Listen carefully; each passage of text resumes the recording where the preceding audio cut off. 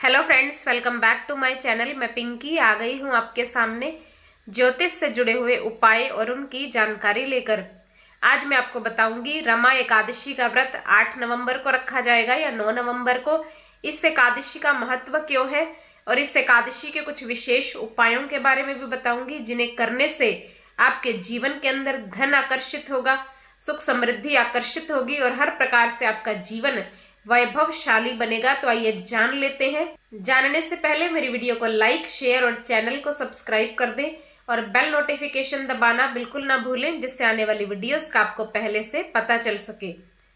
8 नवंबर को एकादशी तिथि शुरू हो रही है सुबह 8:23 पर और एकादशी तिथि का समापन हो रहा है 9 नवंबर को सुबह 10:41 पर।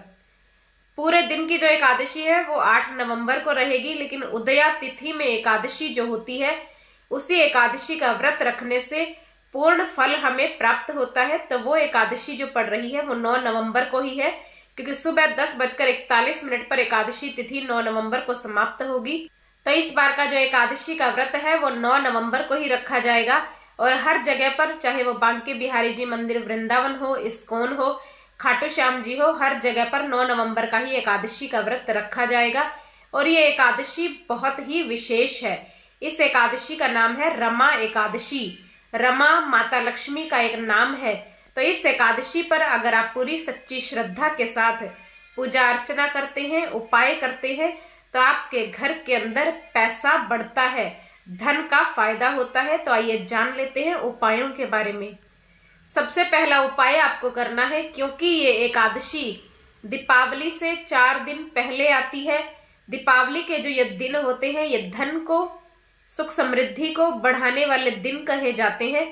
तो इस एकादशी के दिन आपको सबसे पहले भगवान विष्णु का अभिषेक, चाहे वो लड्डू गोपाल जी आपके पास हो, चाहे भगवान विष्णु की कोई प्रतिमा आपके पास हो, चाहे फोटो हो, चाहे शालिग्राम जी के रूप में आप भगवान विष्णु की सेवा करते हैं, तो आपको शंख के अंदर, अगर शंख आपके घर में है तो शंख के अंदर थोड़ा सा कच्चा दूध और उसमें 1 चुटकी केसर के धागे मिलाकर आपको भगवान विष्णु को, लड्डू गोपाल जी को, शालिग्राम जी को स्नान अवश्य कराना चाहिए। ऐसा करने से आपका गुरु ग्रह मजबूत होगा, जिससे आपकी जो फाइनेंशियल कंडीशन है वो भी बहुत ज्यादा अच्छी बनेगी। अगर शंख आपके घर में नहीं है तो इस एकादशी पर आपको शंख अपने घर के अंदर अवश्य लाना चाहिए और उसे अपने घर में स्थापित भी अवश्य करना चाहिए।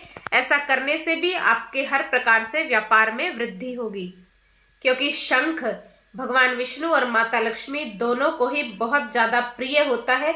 और तीसरा उपाय जो आपको शंख से जुड़ा हुआ ही करना है, इस दिन आपको अपने पूरे घर के अंदर शंख अवश्य बजाना चाहिए, चाहे वो आपका बेडरूम है, किचन है, लॉबी है, घर के कोने कोने के अंदर इस दिन शंख बजाइए। क्योंकि शंख की जो ध्वनि होती है, उसकी जो आवाज होती है, उससे हर प्रकार की नकारात्मक जो ऊर्जा है वो नष्ट हो जाती है। क्योंकि दीपावली के दिन चल रहे हैं और दीपावली में हम प्रयास करते हैं कि हमारे घर के अंदर पॉजिटिव वातावरण बने, सकारात्मक माहौल बने। इसके लिए हम अपने घरों की साफ सफाई करते हैं, बहुत सी पुरानी चीजें अपने घर से डिस्कार्ड करते हैं, नई चीजें लेकर आते हैं। तो हर प्रकार से हम कोशिश करते हैं कि हमारे घर का वातावरण सकारात्मक बने।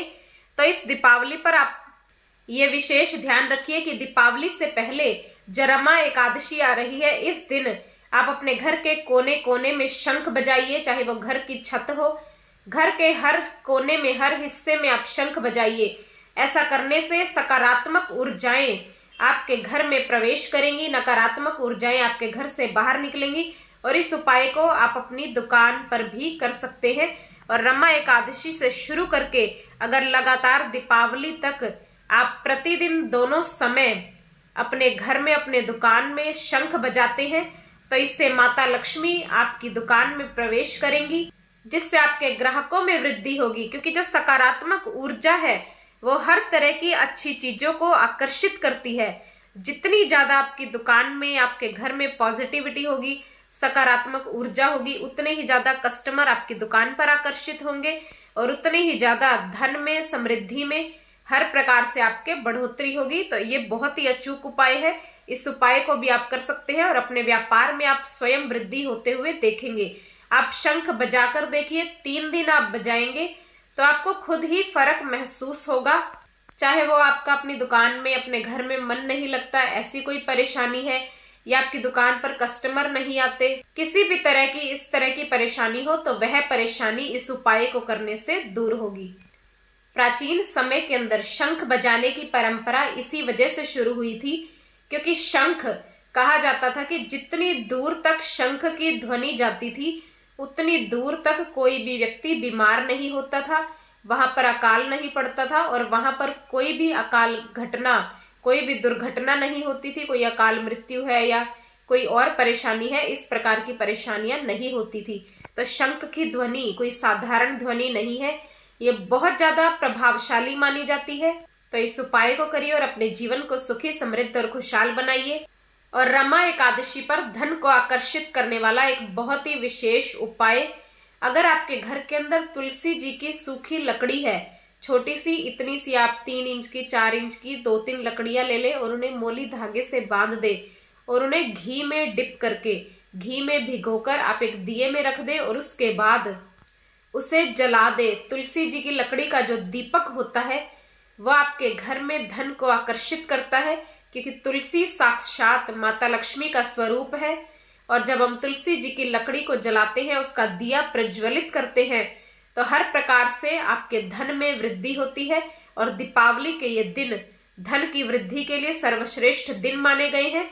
और विशेष रूप से एकादशी का दिन भी माता लक्ष्मी को बहुत ही प्रिय होता है, तो इस उपाय को भी आप कर सकते हैं। और देखिए क्या विशेष संयोग बन रहा है। भगवान विष्णु को कार्तिक माह सबसे प्रिय होता है, और दिनों में गुरुवार का दिन उन्हें सबसे अधिक प्रिय होता है, और एकादशी तिथि सबसे ज्यादा प्रिय है। तो ये रमा एकादशी तीनों चीजों का संयोग लेकर आ रही है। कार्तिक का महीना भी चल रहा है, गुरुवार का दिन भी है और एकादशी तिथि भी है। तो ये तीनों बहुत ही शुभ संयोग है। तो इन संयोगों में आप जो उपाय करते हैं वो बहुत ज्यादा सर्वश्रेष्ठ होते हैं और आपकी मनोकामना शीघ्र ही पूर्ण होती है। तो इसी प्रकार आपके जीवन के अंदर सुख समृद्धि बढ़ती रहे, ऐसी मंगल भावना के साथ। जय गुरुदेव।